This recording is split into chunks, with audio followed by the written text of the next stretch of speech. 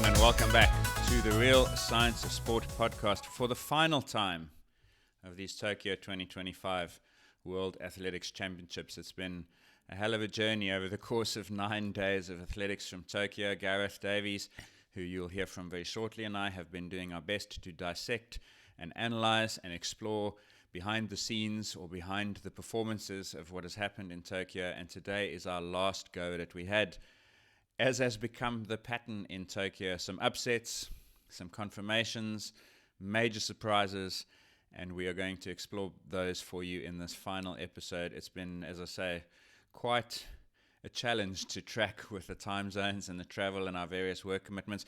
But I did just want to start by saying thank you very much to everyone who has listened and tuned in over the course of the last week and a couple of days. Obviously, a particular thanks to our discourse community. I haven't mentioned too much of that over the course of these Tokyo podcasts. But Discourse is our VIP community where you make a small monthly pledge. The link is in the show notes. And that gives you access to a community of listeners who are discussing, obviously, the Tokyo results, but also a host of other topics related to sports science, training, nutrition, etc. So if you do want to join them or chat about anything sports science related, feel free to click on that link, make your monthly pledge, and join in the conversation.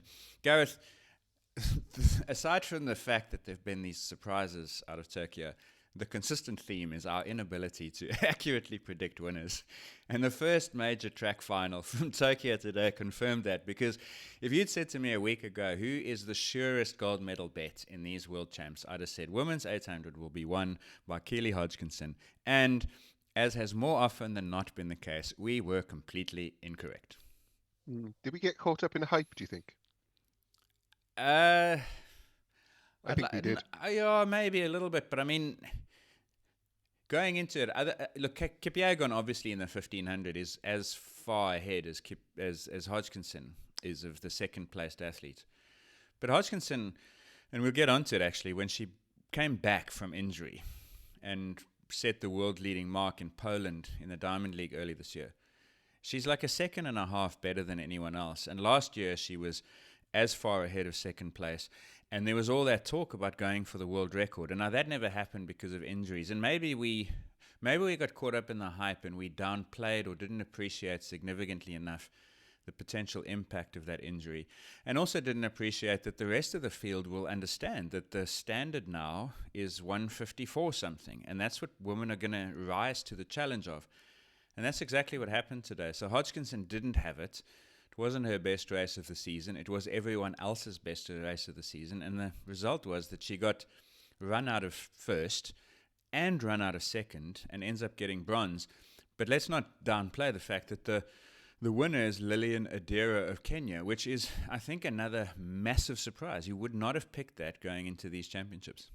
Well, I certainly hadn't identified her at all. I had to quickly get to Wikipedia to look up exactly what she'd been doing with her life up until now. But let's go back and have a quick look at the way the race unfolded, because it started off with Mary Moore of Kenya. She took it out extremely quickly. And it was clear that Hodgkinson, I think, actually wanted to be in the front, but Moore was having none of it. And she refused it to cede that lead to Keely Hodgkinson. And they went around the first lap in 55.73. And that's pretty quick, right? Extremely. And it was off the back of a even faster first 200 meters, and especially the first 100 meters. So once again, the splits tell an interesting story and give us some interesting insights, because forget about Odira and in the end Georgia Hunter-Bell, who was going to win the silver medal. The first 400 meters was about Hodgkinson's race against Mary Moore, who ended up in 7th. And the first 100 meters are covered in 13.18. And in fact, according to official splits, Audrey Wera was in the lead, but that's as the stagger unwinds. But going down the backstraight, Mary Moore of Kenya, who was the defending champion, hasn't shown anything like the form this year, is in the lead from about 140 meters into this race. They hit 200 meters in 26.35. Hodgkinson is in second on 26.5. And I reckon the only thing we picked correctly is that Hodgkinson would want to lead this race, because it eliminates, or doesn't eliminate, but it minimizes the risk to her of it being a slow pace, the bunching, contact, tripping, and so on. So Hodgkinson, as predicted, wanted to be in the front, but Mora wanted to be in the front even more. And they seemed to be racing each other for the lead. And I wonder whether they'll look back at that and say that was maybe a little bit of a tactical mistake from Hodgkinson. I understand you want to do that. That's the way you're going to win this race.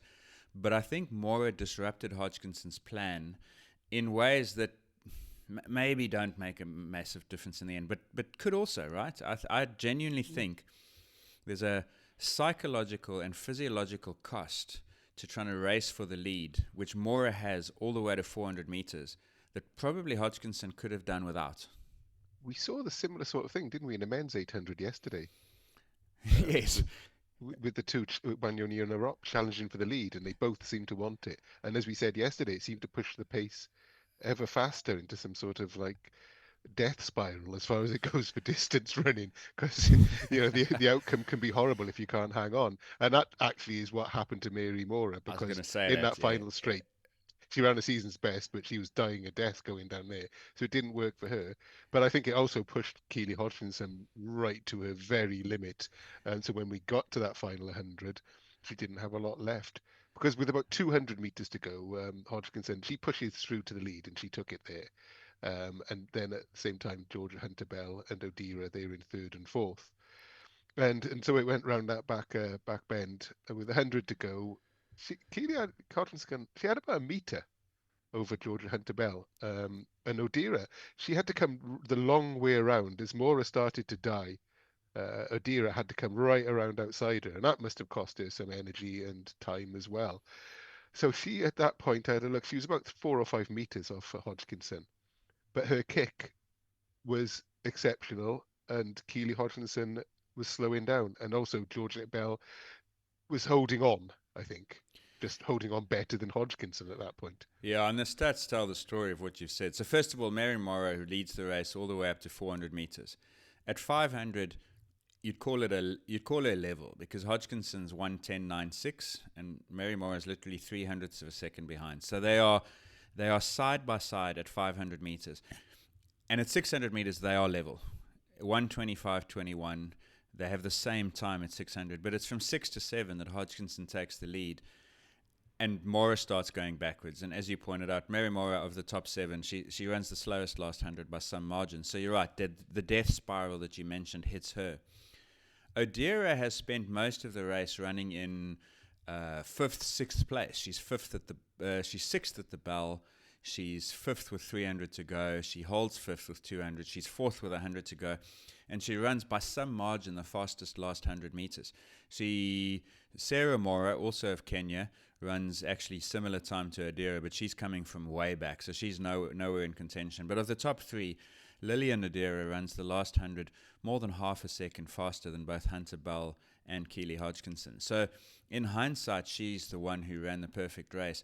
And I don't think you can overstate the fact that Mary Mora made this race by effectively disrupting, because I really do think that if everyone sits on Keely Hodgkinson's wheel, so to speak, for the first 500 meters, it's a comfortable race for her, but they put her in an uncomfortable situation by Mary Mora doing what she had to do, and it allowed Odira to basically hide in 4th, 5th, and 6th place for the whole race until that final 100 meters. And the end result is a incredibly fast time. You're 1:54.62. Second place is 1:54.90, and third is 1:54.91. Now, it won't be any consolation at all to Hunter-Bell and Hodgkinson, but this is the first time in history that a women's race has seen 3 women break 1:55 in the same race. So, like we saw on the men's side, historically fast, at least for the first 3. So it's just a massive surprise. Odira runs 2 seconds faster. I did just want to pull up one thing. Early this year, 2 seconds faster on a personal best. 2 seconds faster than her PB coming into Tokyo, exactly. One point to pull out is she's not completely anonymous, because if you look what's on screen now, and we'll talk through this is the splits from the Poland Diamond League event early this year. You might recall this is when Hodgkinson made her comeback after injury, and she ran 1:54.74. That was the world lead until a few hours ago when Odira broke it. But Odira was second in that race. Yes, almost 2 seconds behind.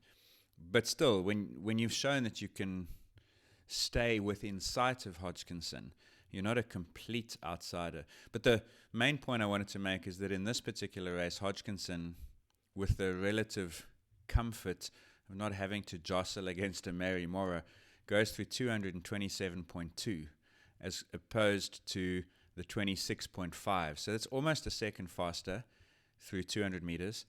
In Tokyo, Hodgkinson goes through 400 meters in 55 point something compared to 56.7. So they started the Tokyo race much faster than Hodgkinson ran in Poland. And I think she paid for it at the end. And you can dissect that any way you want. You can say that the lack of racing caught up with her. It was only her 5th outing of the year. The fact that she hadn't had maybe the training base and volume and the density of races in Tokyo.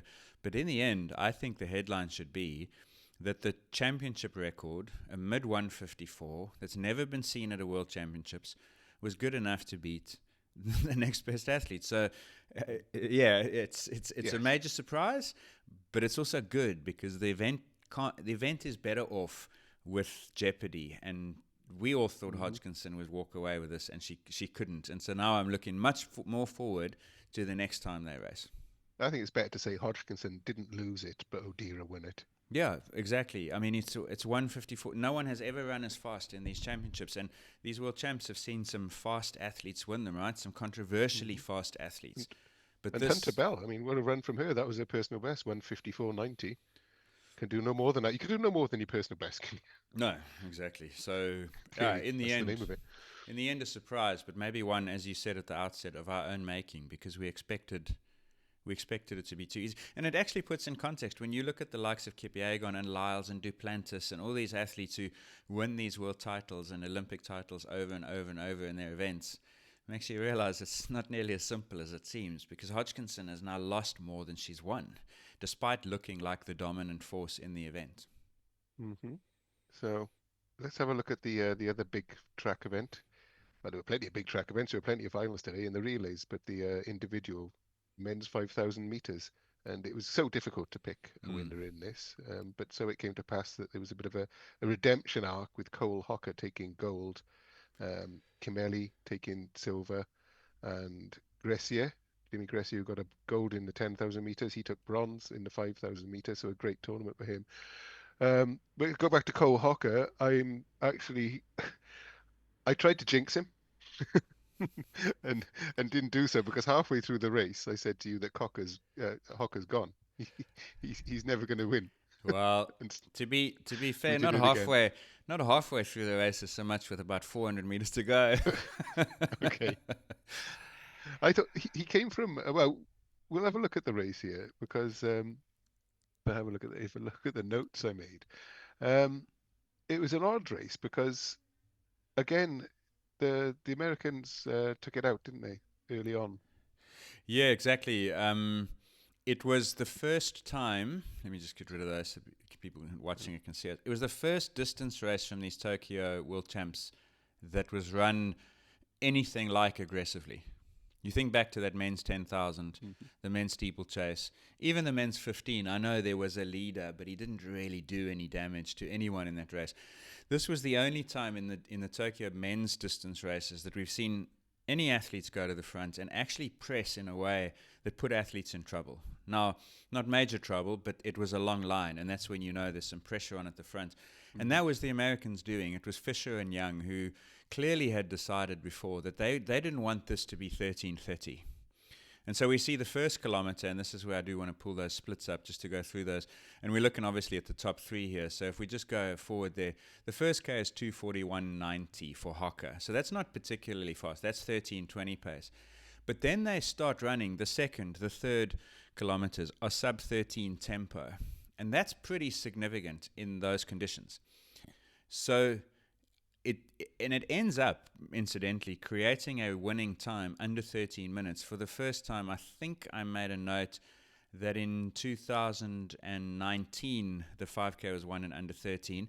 But before that, you've got to go all the way back to 2003 in a 5,001 by one Eliud Kipchoge for the last time that the men's 5 was won under 13 minutes. These goals are won in 13:10, 13:20, 13:30.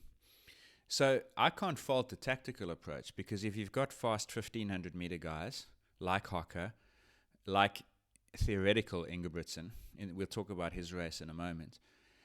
That's what you want to do. You want to try and set it up to be a little bit faster. But I just think it wasn't fast enough at the right times, and Hocker was always there, always there, always there. Never in the first 5, never outside. Or never in the first. In fact, never in the first 8. Let's be clear, until 200 meters to go. So, in hindsight, Hocker was perfect. As far as the pacing goes, as we said, Fisher and Young took it out. After 2K, you sent me a message and you said that the top 5 of this race aren't going to medal. And you were certain about that. And at the time, I think it was Young, Fisher, Gebruet, Meharry, and Balu. Yeah. What made you say that? I'm just curious. Because you go for sorry, that's my desk. 242, 238, 236, and you're applying like what's basically, if you think 234 kilometers at 1250, and in those conditions, that's pretty much world-leading tempo. If you're pressing that pace in those hot, relatively humid conditions, there was about to be a thunderstorm, which affects a few events later on. I just think the cost is so high that whoever's making the moves at that stage is probably spending, and we've spoken before about margins of error, 2 or 3 seconds per kilometer. Whereas the guys who were staying in 8th, 9th, 10th, they probably ran 241, 238, 238. And that difference of 5 or 6 seconds is, 2 or 3 seconds per kilometer for those 2 kilometers is probably enough. Because I anticipated that it would slow down. Because the closer you get to the finish line, the more you start to see a little bit of risk aversion playing out. Because the Americans, Fisher and Young, they've obviously had this plan, they're going to push it. But after 3Ks, like no one's dropped, except Mills from GB, right, who the BBC made a story of. But no one else has dropped. So now what do? Do you continue to commit to your strategy of running 236s and pull everyone along? Or do you actually start to say, I'm going to save a little bit here for the last mile, the last 3 laps? And that's what happens. And so all of a sudden that 234, 236 tempo drops back down to 242. And everyone who's run even just marginally more conservatively is suddenly slowing up and they're back in it and it's going to be a fast finish. And that's where the guys who were 7th to 10th, 11th are going to start to come through. Yeah, you got it exactly right there, because on 3K, the pace was starting to slow down. It started to bunch back up. And hopefully the TV cameras went to the high jump to watch a Polish jumper clear the bar, to be fair. But when they came back, Ingebrigtsen was in the lead. I was like, I missed that now. Yeah. So what was he thinking? He was obviously trying to push it on for, is it a last-ditch bid sort of thing? So Ingebrigtsen's interesting, right? Because in the 1500, didn't make it out of round 1. And he just didn't look sharp. In the qualifiers, in the semis for the 5,000, didn't look like he had a last lap like we've seen him before. And so in a sense, the fact that this was moderate tempo might have played into his hands, because I suspect that the injury he's had all season would have compromised his ability to do high-speed training workouts, because it's an Achilles tendon. And anyone who's ever had an Achilles tendon, you know, you just can't handle intensity. The load is just too high. So the intensity load, rather. So off a moderate pace, I think he just wanted to win it the way that he's won every one of these 5,000s, which is go to the front with 3 laps to go and run it like we discussed maybe Kipyegon should have considered in that 5,000, where you sit on the front and no matter who wants to come past you, you don't allow it. And what will happen then is the pace will build and build and build, and you'd run a 61-second lap, a 58-second lap, and a 55-second lap, and you win it with a in effect a 1,500-meter effort. And I think he wanted to do that. Can't fault it.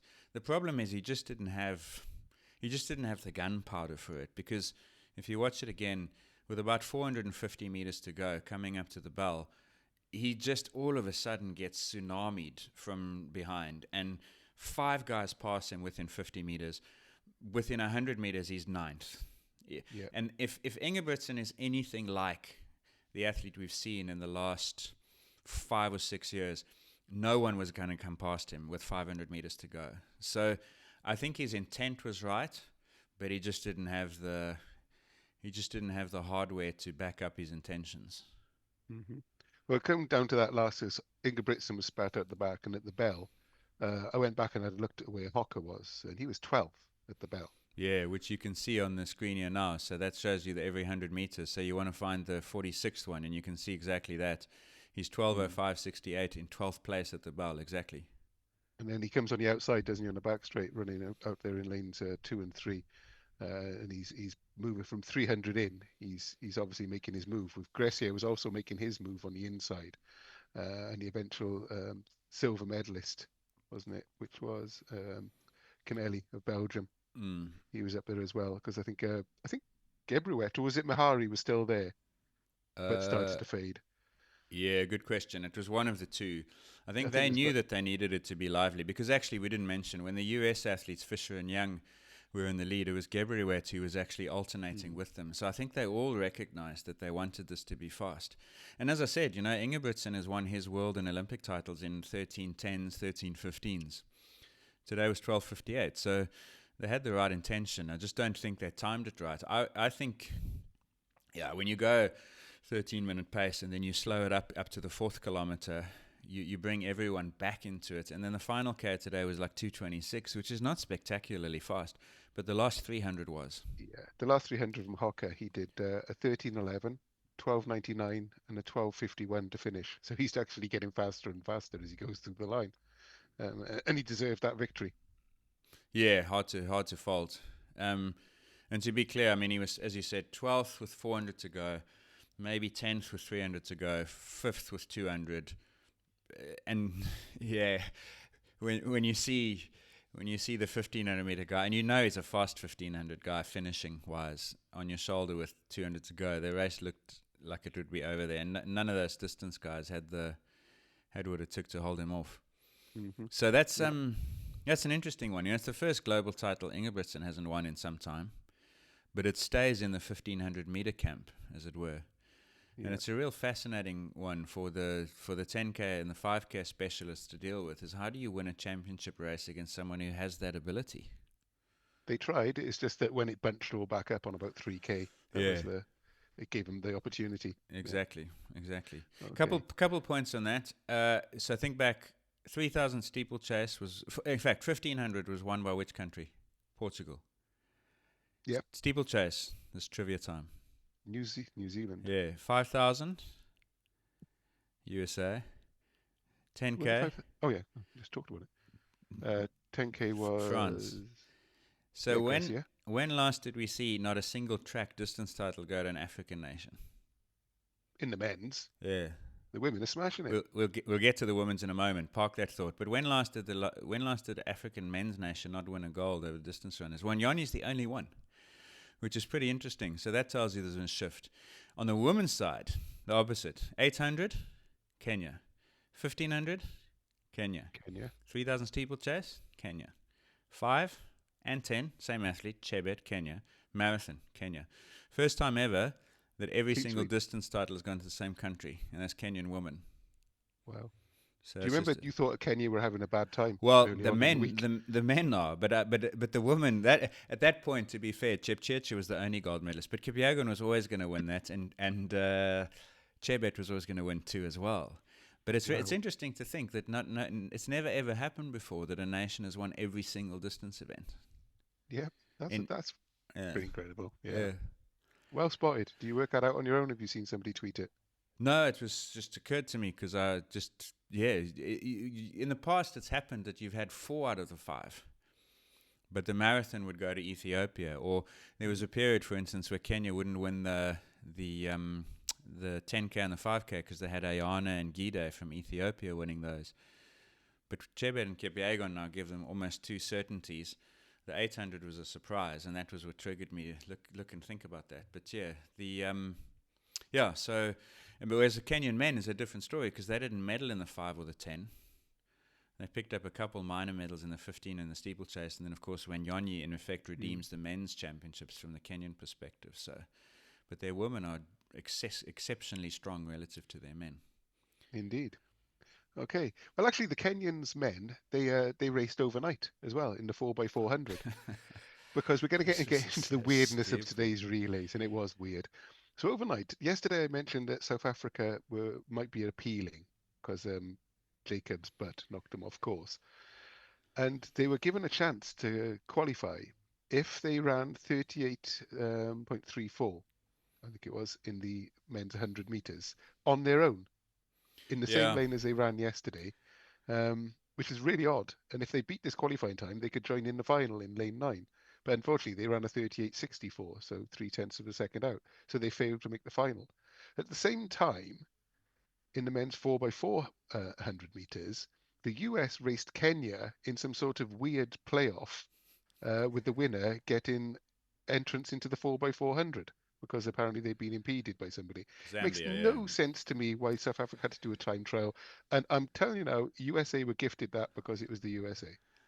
Yeah, it'll be interesting. Imagine that's Netherlands and Poland claiming Yeah. that they got impeded. Would you see that? I don't know. I don't know. I mean, it's who knows. But you know what's weird to me is like we recorded yesterday, and specifically because 2 days before, Rai Benjamin had lost, regained, and then potentially lost the gold in the 400 hurdles. And it took almost 2 hours for that result to be confirmed. So we were quite mindful of that when we recorded and checked. And sure enough, South Africa were listed in the official results as a DNF. And then I went out for dinner, and a mate of mine, a listener of the pod, Sean, messages to say, "Oh, look at this. We've got another go at it." It's like, this is I thought you were ridiculous. joking. I thought so too. That it was a news article from a South African website, and it literally read like an April Fool joke. Yeah, and then it went from the sublime to So, the ridiculous because we had the inaugural underwater relays well, today. yeah, but just on that. So first of all, I think South Africa was extremely lucky because, and okay, 2 points. Number one is you have to have aerial footage of the relays to make a determination around who's impeding who. Like, because every replay I saw, and I went back and looked, BBC, Discovery, Eurosport, whatever, like they showed all these side-on shots, and yes, you could see contact between the South African Masangawi and Jacobs, but you'd have to assume that Jacobs didn't step out of his lane and that neither did the South African. So whatever contact there is because you're leaning out of your cylinder, as it were. And I thought that South Africa was really lucky to get that shot. So the fact that we didn't qualify, I don't know, maybe in the end it was just, but the US did. And so then, of course, they make it onto the track for the first of those 4x400 finals, and they become influential players in that. But in a downpour that made it, I mean, they were literally like, their feet were underwater. Well, yeah, because they were on the inside lane. They weren't given lane 9. They were given the inside lane, lane 1. And of course, there's a camber on the track, so the water's running into the inside lane. I was thinking it's going to be very hard to get the baton around in these conditions. And at the same time, they stopped the men's discus and the women's high jump because of the rain. But they were determined to continue with the relays. Um, and it really was torrential. And it looked like, so I think we went off first in the men's 4x400, and the reinstated US, just they looked like they had it sewn up all the way around, really, with Rai Benjamin. He took about a 5 meter lead into the last leg. But here come Botswana on the outside. And And it South was, Africa. I think, the new star in track and field, as you've put it, Kebinatshipi. He pulled it back somehow in that last straight to beat Benjamin, who is obviously the world 400-meter hurdle champion. On that last, to bring back 5 meters is incredible. And Nene from South Africa Mm. secured a medal in bronze, but it was only 2,000th of a second behind the United States in the end. Yeah, and So Benjamin just I don't know if he tied up or pulled.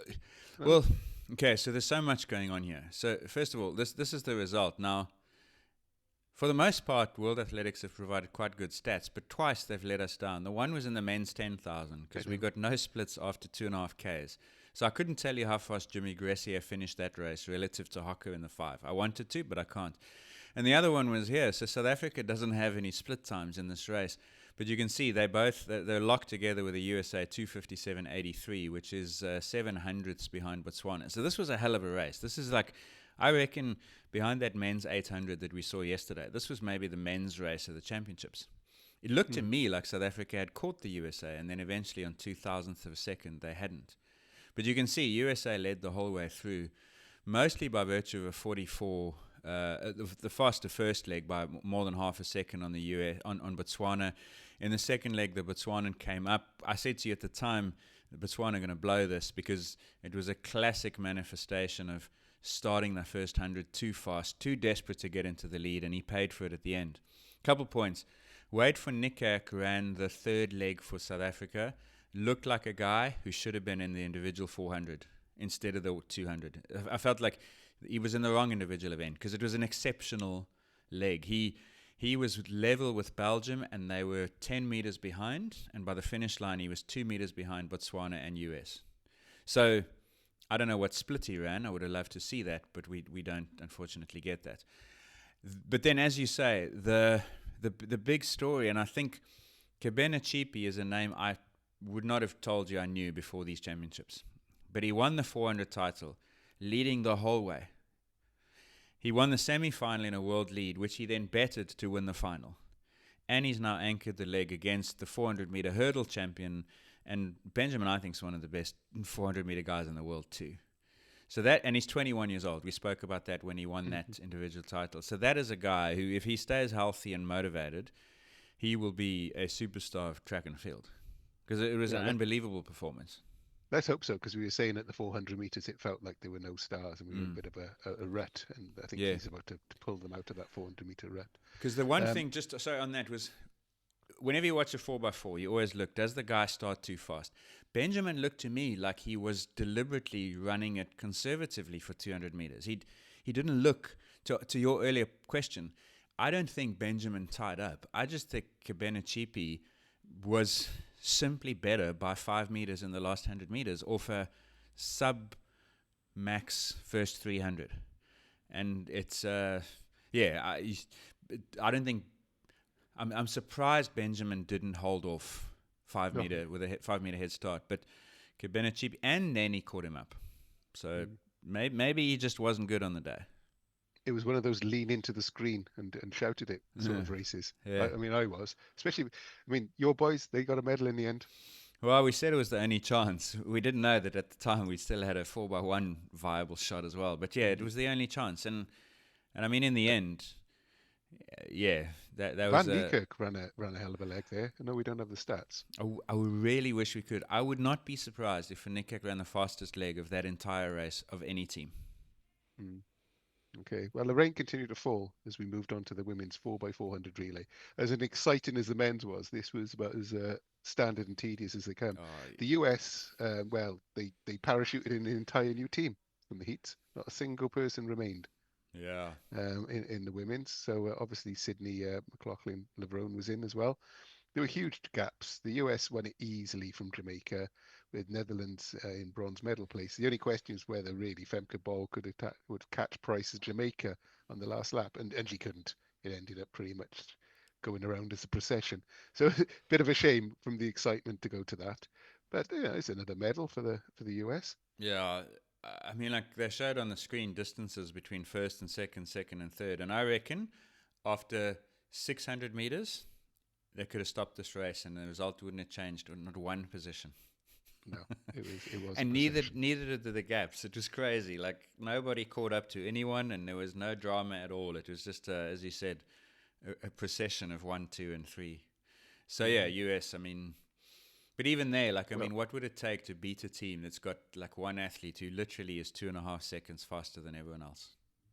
Indeed, yeah. So well, the procession continued really then, because it was the men's 4x100 as the rain continued to fall. It was the USA again from Canada, who looked very annoyed, and the Netherlands taking bronze. And to be honest with you, once they got to baton to Lyles on the ankle leg, it was all over. It was like no way anybody was going to catch him. I think it was de Grasse chasing him. Yeah, and two of their 3 changes were actually good.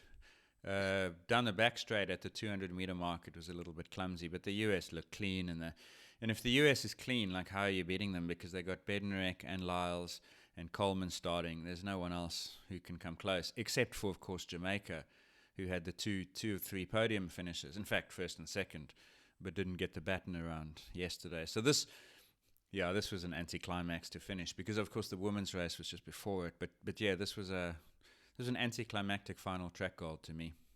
No, it wasn't the final track goal because we had the women's 4x100. I'm pretty sure the men's finished, didn't it? It doesn't matter. Did it? I think so. I don't know. I've got them in the wrong order on my spreadsheet then. Doesn't matter. But we'll move on to the 4x100 women's, because it was slightly more interesting. Yeah. The US won it again, for credit to them. with Jamaica in second and Germany Germany in a very surprise third. I'm glad to say that Shelley Ann Fraser Price got a final silver medal in her last competitive race. I think it's probably going to be anyway, and a third gold obviously for Jefferson Wooden, and so she's had a hell of a. She's probably the. Would you say she's star of the show as far as the championships go? We're going to do a wrap up. Yeah, I suppose you'd have to say that. I think Chebet's. I think I'd pick Chebet. Possibly, yeah. But we always tend to go for the endurance races, We don't are we? we are biased in that end of the spectrum. Yeah, Yeah. this was an interesting one because there was a moment with 50 to go that Shakari Richardson looked like she might be caught. Did you think so? Yeah, because like both Jamaica and Germany took their exchanges like fairly far behind her, and they were definitely bringing her back. And I Okay. remember thinking, is she just running this because that's all she knows? She knows that's all she needs, or is there something in this that might? But I mean, in the end, she was never. She must have had 4 or 5 meters at the change. Yeah, I don't think it was ever in any doubt, to be Maybe honest it with you. was more hope than anything, Mm. making me think So that. there were, as I say, there were some field events going on in the rain. The high jump, the women's high jump, and the men's discus both got delayed. The men's decathlon had been going on for the last 2 days, and all of a sudden we were watching this because there wasn't much going on again. And I had no idea who was leading. It turns out it was actually really close competition. Yeah, So I'd love to have seen more of it. Neubauer of Germany, he led into the 1500 meters with Owens Delerme of Puerto Rico. And he had the job of catching him up on points with Garland in the US in bronze medal place. But again, there was no unfolding story. I had no idea really of knowing what was going on, only because the BBC had nothing else to fill the time with because they were fed up of talking about British medal failures that we even got to see it, I think, because I hadn't seen any of the other bits.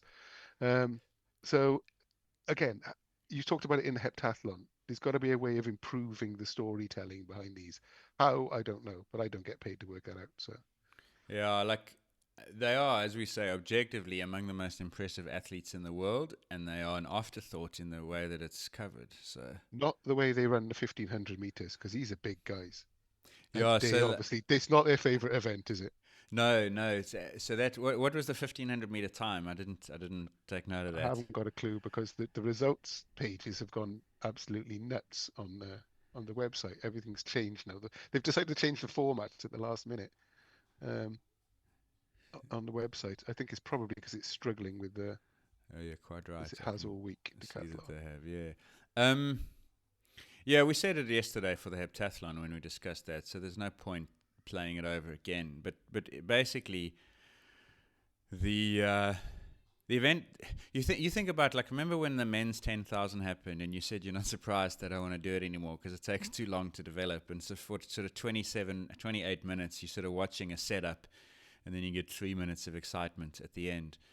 The decathlon is even, it's because it's 2 days worth, and you just cannot follow enough, and the point scoring is too abstract and vague. It's very difficult to tell when you've seen a good performance compared to another one. And I don't know. I just think the packaging of it. It's a shame. Hmm. Looking at those now, the men's 1500, the fastest time was 4:13, 52 overall, and then The obviously gold you've got to have medalist the got points. 4:31. Yeah.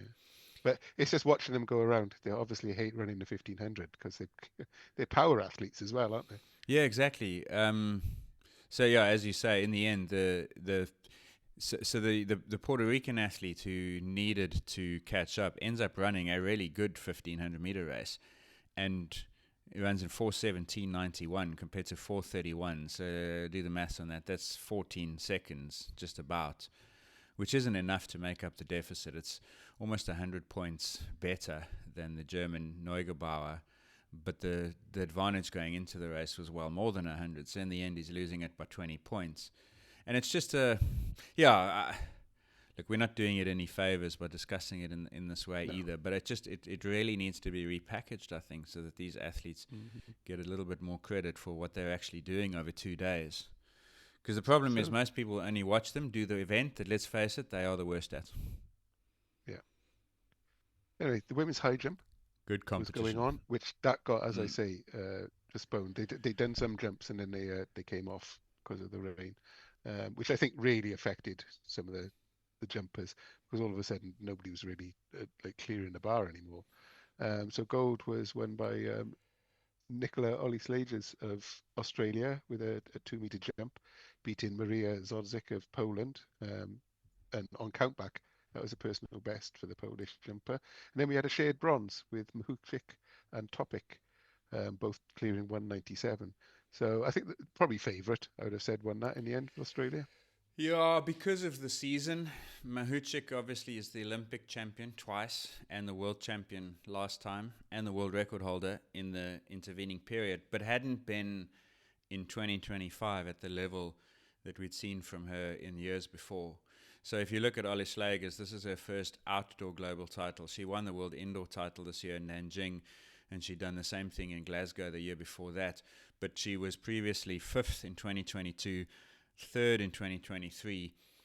In between those, well, just before that, she's silver in the Tokyo Olympics and then silver in the Paris Olympics. So this is, in a way, a breakthrough, albeit an incremental breakthrough for Oli Slagers. A little bit surprising that Mahuchik was third. It was interesting because Mahuchik fails at 2 meters on her first attempt and straight away says, I'll pass on 2 and I'll go to 2:02, whereas the Polish athlete failed twice at 2 meters and then got over at 2. And so that's the reason that the Polish athlete gets the silver medal. So in the end, she took a bet on jumping for to secure silver, whereas I think Mahuchik said, I'd rather win the gold medal and go straight to 2:02. Because you never know. Like, what do we know? More often than if we don't. But I'd feel pretty confident if Mahuchik takes 2 more attempts at 2 meters, independent of the rain, obviously, because that was the big confounder. She probably clears it and then isn't in bronze anymore. She's at least sharing silver, if not outright silver. So, yeah, it's always an interesting one to me. Is like, when do you pass as opposed to stick? Whereas the Polish athlete stuck with 2 meters till she got over. Mahuchik said, no, forget it. I'll go for gold. Yeah. And why not? It's already got an Olympic gold. Yeah, that's the impression I got. And a world's. So throw the dice, why not? Yeah, exactly. And an event that has literally only just finished while we record this. Have we got a result? Sort of winging this one is the men's discus, because again, it was because of the rain they had to postpone it. It was won by Daniel Stahl from Sweden. No way. Yeah, he beat Alekna, who got silver, and Alex Rose of Samoa got bronze. So Stahl, I was just having a double check. He's got actually quite the resume, because he's got an Olympic gold from Tokyo. He won gold in the World Championships in 2019, 2023, and he only ever wins anything in odd numbers in the World Championships. So he's got a gold this year as well. Yeah, that's a surprise, right? Because Alekna's the world record holder, broke that world record. We mentioned him on this podcast right at the start of the season. So for him to do that is something of a surprise, I would have thought. And he certainly wasn't leading it the whole way through, right? I'm just having a look now, because, as I say, we've literally just got the. But in the end, it's a big win. It's like they must have been meters. thrown in an empty stadium, because everybody gone home by the time they came back out, I think. Let's have a look. He threw 70-47 in the last round, I think, to win it. Yeah, and so if you look at Alekna in the second round, threw 67-84, and so would have been leading going into the final round, and then that's Stahl flew 3 meters further in the 6th round than anything he'd done in the preceding 5. So that is a pretty exciting event in front of no fans, no spectators. Not even on TV. That's there's been quite a few last jumps and last throws that have won things in this championships. Yeah, indeed. Here we go. That's it. That's a wrap. That is a wrap. I guess it's appropriate that it ends on that note, because if Tokyo's been anything, it's been unpredictable. Oh, 100%. I mean, it's shown us up for our punditry, which we do not have a future in, unless we sell picks so that you don't win. We sell anti-picks. You haven't done bad. You haven't done badly. I've done awfully. But then again, I'm not the talent here. No, neither am I, clearly. But yeah, it's been a remarkable championships for the number of upsets and surprises. I mean, even as you said that, Samoa in 3rd place in the discus. I mean, I don't know for sure, but that's got to be Samoa's first ever global medal. No idea. I'm pretty sure it will be. There's a lot to come in the recap show that we'll do at some point next week. I think we'll pull out a few of the first, but I mean there are some firsts. They've been first basically every single day and surprises every single day. And trying to keep track of it all has been remarkable. I can't recall a major championships that has thrown up so many surprises and firsts or first in long times. Just on the show, first ever Kenyan sweep for any nation in the distance races. It's the first time in a long time, I'll tell you later in the week, that no African nation has won a distance title from 1,500 meters. On the track. Of course, they won that marathon. That epic sprint finish. So yes, I think it's been a fabulous World Championship, and I'm very much looking forward to a bit of a break from it, as good as it's been, but then to covering the next one because I think it'll be just as much fun. Yep. Yep, I've enjoyed it. Yeah. Thanks, Gareth. There's a recap show, as I say, on the way. Mike hopefully will join us and give us some perspectives from what he's seen down from his side of the world in South Africa. For now, though, and again, just to reiterate what I said at the outset, it's been an absolute pleasure, particularly to those of you who are also Discourse members, not only for your support, but also for your input and comments and opinions and feedback over on Discourse as these World Championships have unfolded. And we are very much looking forward to our next live event. Incidentally, Mike's off to that. He's off to Rwanda on Tuesday evening for the World Cycling Championships at the weekend, which are, of course, starting today. But he's going to be there, hopefully with a few inside stories from that. But we will bring you a recap of track and field, and then it will be back to regular program in the form of our spotlights in the weeks to come. Thank you once again for watching our Tokyo 2025 coverage. Until next time, goodbye.